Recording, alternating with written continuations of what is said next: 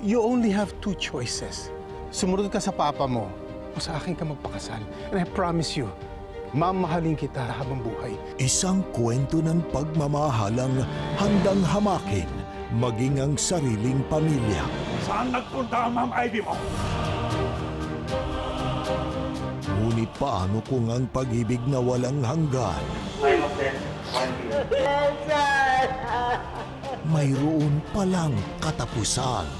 Totoo ba na ikaw nagsumbong sa amin kay Papa? Patawarin mo.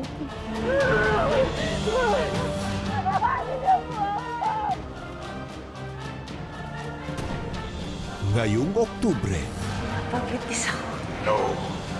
magsasama-sama ang ilan sa pinakamalalaking bituin sa isang dakilang kwento ng pag-ibig na tatawid hanggang sa susunod na henerasyon.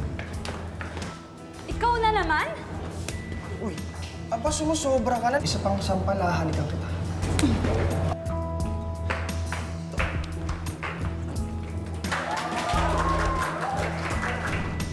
Mula sa dalawang magkaaway na pamilya, sila'y paglalapitin ng iisang tadhana. Ano bang problema mo? Umalis ka nga sa dadaanan ko. Si Puloy kasi nagkwento siya sa akin. Nung bata ka daw, naligaw ko sa isang horror house. Tapos may isang batang lalaking nagsagip sa'yo.